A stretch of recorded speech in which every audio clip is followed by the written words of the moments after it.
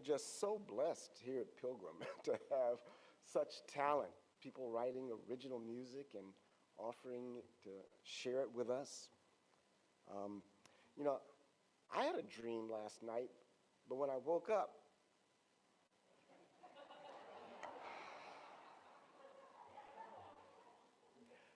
yeah,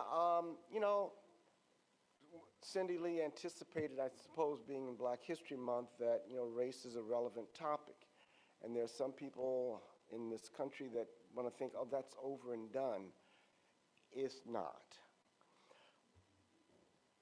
How many of you, before the Super Bowl, ever heard of Kendrick Lamar? Okay, oh, even before the Super Bowl.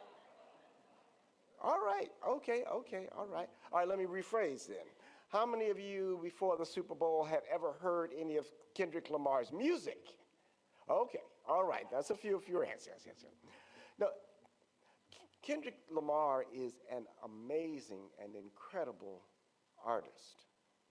And I'm not a big rap fan myself. A few things pop into my consciousness and into my world when they really, reach that point. And my son, we got to stay connected with our children. That's how we find out what's going on. Had told me, I said, what's this Drake and Kendrick rap battle? I mean, what's going on? And whose side are you on? He said, Kendrick. Kendrick's the greatest. And so I've had to learn a bit about Kendrick Lamar and to understand that this rapper, now, first of all, when you think back, rap has happened in my lifetime. I was there at the beginning, the hip, the hop, the hippie-tulip. I mean, when it first started. And, it's been very controversial, but one thing cannot be denied. Black people in this country, the United States of America, invented a new genre of music. I mean, when you think about it that way, it is incredible. And not only just invented a new genre of music, the genre of music that dominates the world. I'll never forget the day I think it was my first trip to Israel. And, we had just gotten there, and the time difference, and I was, I traveled 20 hours from LA to Tel Aviv, and then got finally into our hotel room in Jerusalem. I turned on the TV, and I saw this group from Great Britain call themselves the Spice Girls rapping. I'm like, wait a minute, who's rapping in Britain? Now, I'm talking, almost 35, 40 years ago. I said, it just exploded across the world. And so it is the dominant musical form on the planet right now, no matter where you travel. American music, and primarily American rhythm and blues, American jazz, American rap, Black music dominates the culture of the world, and Kendrick Lamar sits at the top of that genre. Not just in my opinion or my son's opinion, in the Grammy's opinion, for his song just won the best song, Not Like Us. And so not only the Grammys, but then Kendrick Lamar won the Pulitzer Prize in music. This rapper from Compton won the Pulitzer Prize for music. And so dominant is the culture of hip hop and rap in our country that Jay-Z, for the last, I think it's 3 years going now, he's a 5-year contract, something like that. Jay-Z gets to plan the halftime of the Super Bowl. That's his gig. And so he's picked, who was it last year? You know what I'm talking about. Usher, and he did his little thing, and his dancing. I mean, first thing that I noticed when I saw Kendrick Lamar can't dance. He moves, but it's like his feet are stuck to the ground. Anyway, compared to Usher, But no, and so Kendrick Lamar is an enigma.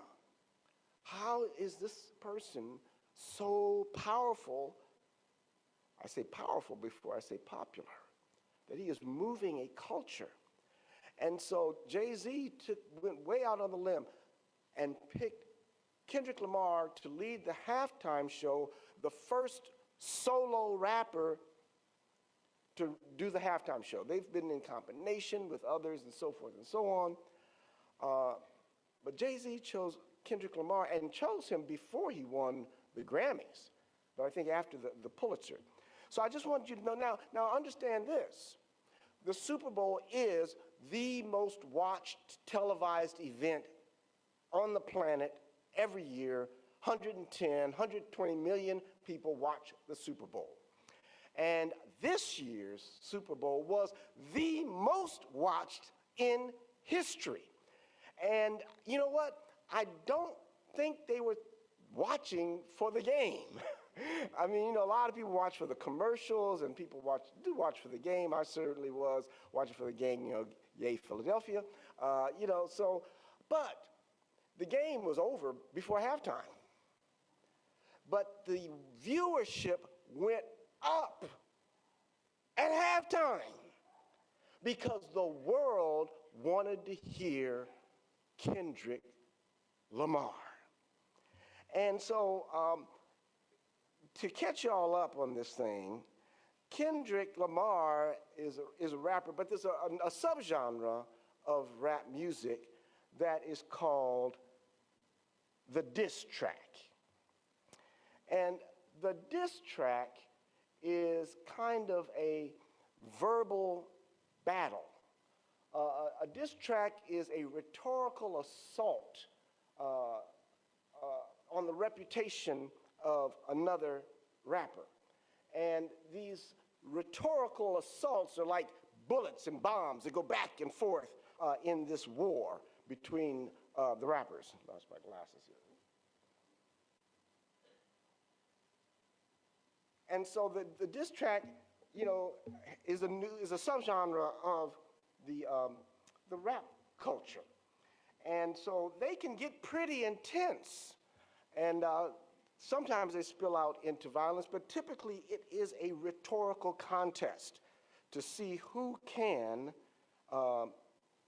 put together the rhymes, the rhythm, and the words in a sufficiently devastating way that it finally is over. Well, Kendrick killed Drake, rhetorically, with his diss track, Not Like Us. And in my opinion, this diss track idea is not really new, because people have been, you know, arguing, debating. I mean, you know, the Greeks had a whole school of rhetoric, how to win your argument, you know, and when you try to win your argument, you know, just to win, you don't really care about the issue. Of course, we had debates and so forth. In fact, the people who could argue the best were called sophists, from which we get the word sophistry, which means someone who's skilled in the art of speaking, but they don't really care what they're talking about. And, you know, you can kind of get sophisticated out of it, which is kind of a shallow cultural, you know, presentation. So the diss tracks go back way, way back. And in fact, I think Jesus engaged in rap battles. I mean, Jesus was a rhetorician. Jesus is known to us primarily because of his words. Words matter. Amen? We only engage Jesus, the historical Jesus, through the words that have been transmitted across the centuries, the millennia. His words have traveled to us and shape our culture and shape our lives. Amen? So when I think about Jesus and his time and how he was engaging his world, how he as a prophet was engaging the powers that be, how Jesus was speaking truth to power, because that's what prophets do. One day, for example, the Pharisees. Now, you know, Jesus and the Pharisees, they went back and forth all the time. And the Pharisees said, oh, no, I know how to trick Jesus. I know how to get him. And so they walked up to Jesus and they said, hey, Jesus, should we pay taxes to Caesar or not? And then they whispered, said, we got him now. No matter what he says, he's in trouble. And Jesus was very clever. I mean, you know, some of his sayings, you know, were not exactly straight truth. He knew how to protect himself. And that's part of the art of rhetoric. It's part of the art of the diss track. It's how to send a message without saying exactly what you're trying to say. Now, sometimes when you get through with all the beating around the bush, you actually have to say what you're saying. I mean, for example, with Cindy Lee's song, there's so many layers to that. When she alluded to the weeping willow, all I could think of was Billie Holiday singing Strange Fruit Hanging from the Southern Trees. Kendrick Lamar's performance at the Super Bowl halftime show has to be, well, hands down, the most analyzed, discussed, debated halftime show since Janet Jackson. Some of y'all know what I'm talking about. You know, was it on purpose? Was it an accident? But that was about that deep. The analysis of Kendrick Lamar's halftime show is like this deep. And I encourage you, if you don't think you understood it, you need to understand it.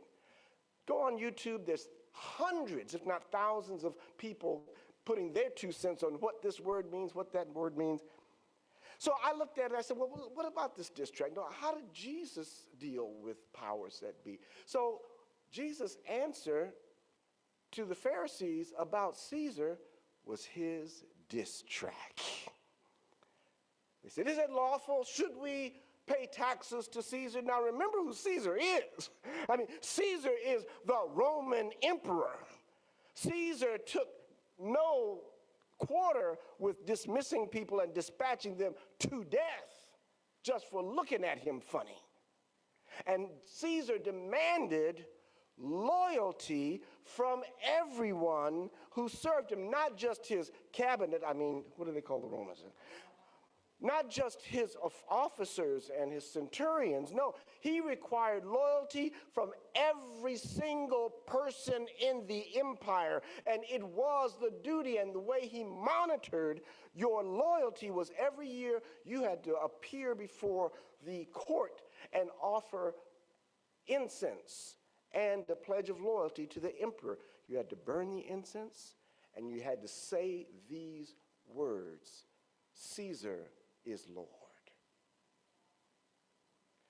And the reason so many Christians got thrown to the lions in the Roman Colosseum is because the earliest Christians, walking in the way of Jesus, refused to burn the incense.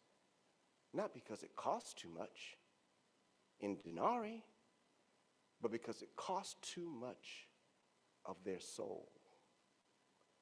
So they refused to burn the incense, and when they appeared before the court, their words were these: Jesus is Lord. And this was not some kind of eschatological end of time Jesus up in the sky.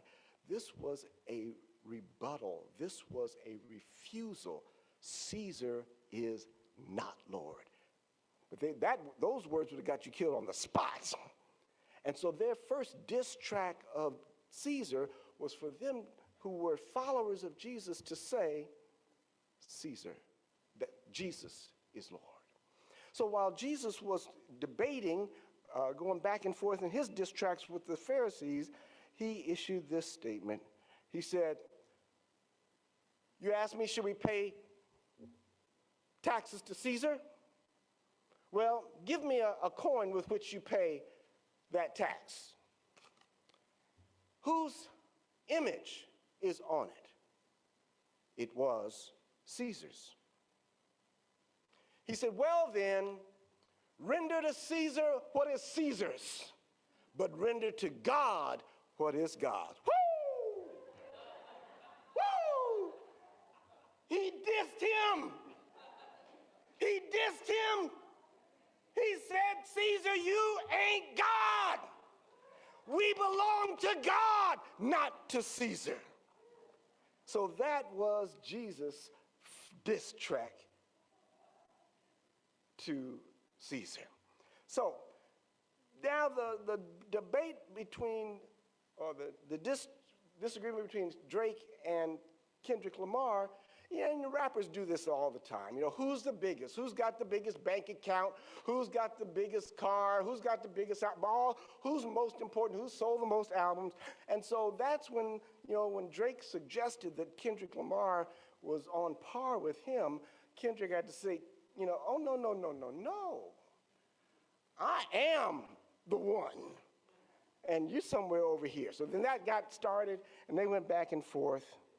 Now, in case you've never seen them, the one on your left is Kendrick Lamar. The one on the right is the Canadian rapper. I mean, that makes about as much sense as the Spice Girls. The Canadian rapper Drake, I don't even know what his last name is. You know, so that's the battle. Now, I don't know who sold the most, but the one who's most important to the culture is Kendrick Lamar. And now diss tracks can get very personal as well. You know, as many debates do, they devolve. And so I wanted to offer y'all an example of a diss track. Now, I'm gonna try to do something I haven't done before, so bear with me.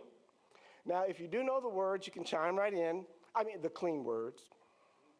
So when you do your research on Kendrick Lamar, it is NSFW. Not safe for work or your children, but it is good for your mind. So since it's about trying to speak truth to power, I'm going to try to do a little bit of this diss track here. Now, I'm not talking about Caesar,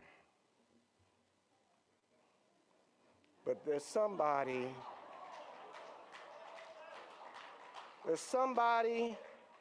who's not like us. Kendrick Lamar did his halftime show in the presence of the President of the United States. The President of the United States had never attended the Super Bowl in person before. Kendrick Lamar and everybody, there's two questions the whole world was holding their breath, waiting to find out. One, would Kendrick Lamar perform Not Like Us because Drake had sued to stop that record from being aired?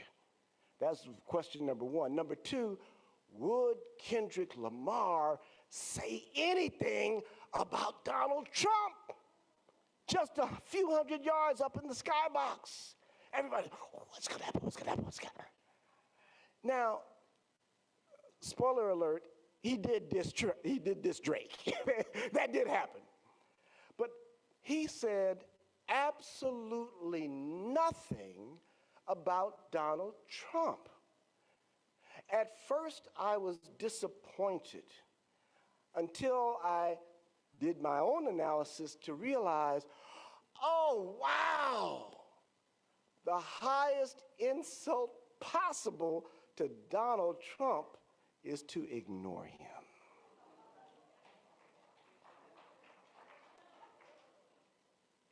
And that is, I mean, that's how deep Kendrick Lamar is. I mean, so in every aspect of his presence and presentation, he is sending a message.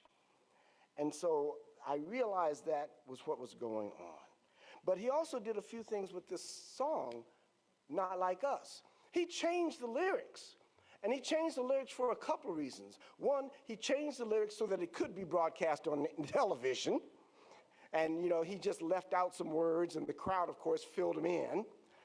He also left out some words that would prevent him from facilitating Drake's lawsuit, but the crowd, again, filled it in.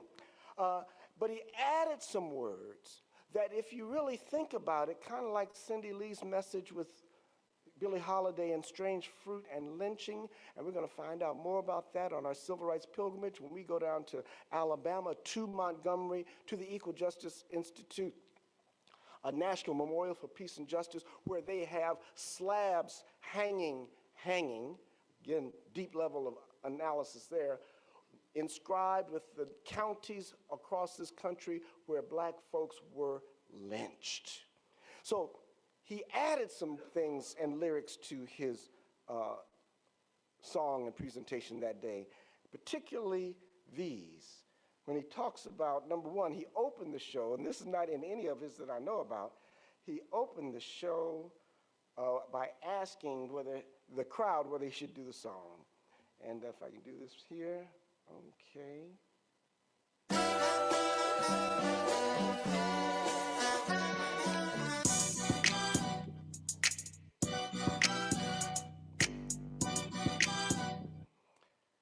Revolution about to be sermonized. You picked the right time to come to church, but the wrong guy.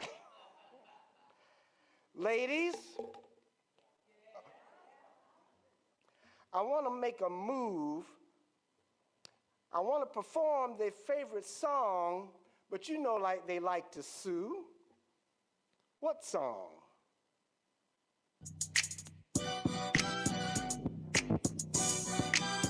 Yeah, that song. Maybe I'll think about it. Oh no. You know what? I'll slow it down. You see, rap music really goes really fast, and it's hard to listen. So I think what he didn't say out loud, but was implied when he said, I think I'll slow it down, I think he was saying, I'm going to slow it down to white people speed. Come on, everybody. Now see, some people think I've lost my damn mind for trying to do this today. You know, one of the other things that he did, he added Samuel L. Jackson, the Oscar-winning performer, to dress up as a black Uncle Sam, but his performance was as a black Uncle Tom, speaking to Trump without addressing him about how America treats black folks and how America exploits the weaknesses and the Uncle Toms who try to keep everything calm. And so Samuel Jackson would pop out and he would say things like, oh no, man, you lost your damn mind, that's too loud, that's too ghetto. America doesn't want that. And then Kendrick would respond by going to another song that was romantic and smooth and rhythmic. And then Samuel Jackson pops out again. That's what America wants. Nice and calm. You're almost there. The halftime show's almost over. Don't blow it. And he came out. It's a cultural divide. I'ma get it on the floor. 40 acres and a mule. This is bigger than the sermon. You really about to do it? They tried to rig the game, but you can't fake influence. You go on it like that. I see dead people. Come on now. This is what they do. They beat you up and hide the Bible just because God is watching. Hey, Don, I hear you like I'm young. You better not go to cell block 1. To anyone that loves him, you better hide your younger sister from him.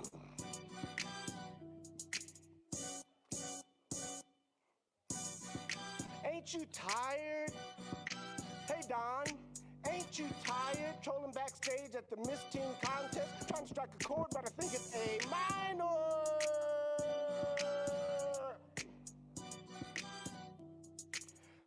Ready? Here we go. They not like us. They not like us. They not like us. They not like us. The audience not dumb. Shape the stories how you want. Hey, Don, they're not slow. The devil is a lie. He ain't no God.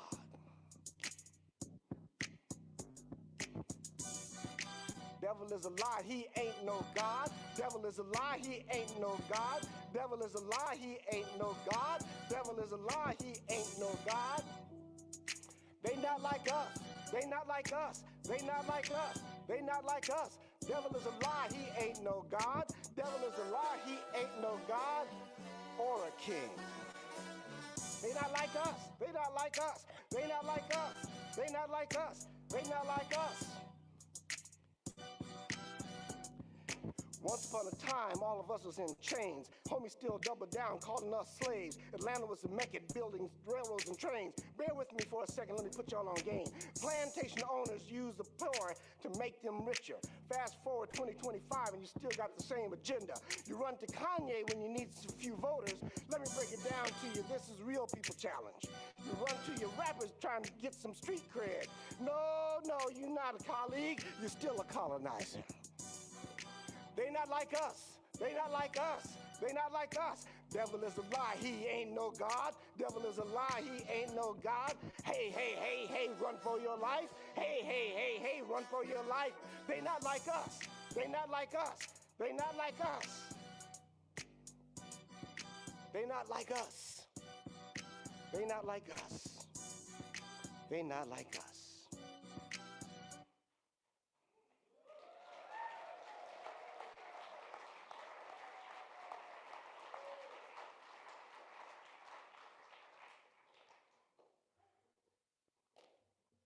Ever since the Super Bowl, I've been thinking about that.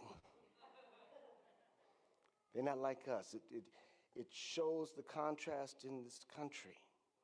And if you look at how the stage was set, the dancers formed an image of the American flag, blue, red, white, and blue, with Kendrick Lamar standing in the middle as the flag split to represent the divided country that we live in.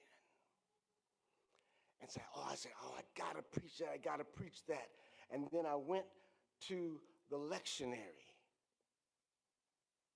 and it said, love your enemies. Damn you, lectionary!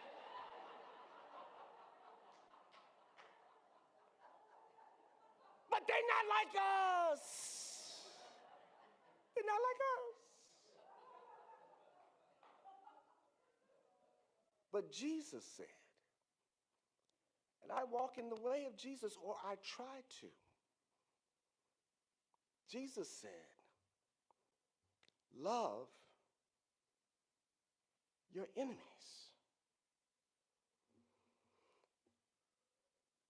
That's our call. And when you serve Jesus, love is not blind. But we have to do the hard thing. The hate, the division, the anger, the rhetorical slings and arrows, that's the easy part. Well, I could break it down all day long. I finally came up with what I thought is the perfect analogy of what's going on in our country. We all agree that America is a fat, overweight country. From the government to taxes to, we can all agree on that. And so America said, yeah, okay, I'm ready to lose some weight. And so they elected somebody who said, I'm going to reduce your weight. And we all thought that they were talking about liposuction. But they're talking about amputation. took a hacksaw and cut off my arm and my leg and said, there you go, you're 40 pounds lighter. That's easy. Love is hard. And the reason we gather here at this pilgrim place is to try to figure out how to love those that are not like us. That's hard. It is as hard as it was for those early Christians to stand before the court of Caesar and say Jesus is Lord. So when we signed up to follow Jesus, when we joined the church, no one said it was going to be easy. One of our great leaders put it in a different form for us to help us understand. Love is the only thing that can turn an enemy into a friend. Our mission is to do the hard thing in this world, to figure out how to love our enemies until they become our friends. Let the people of God say, amen.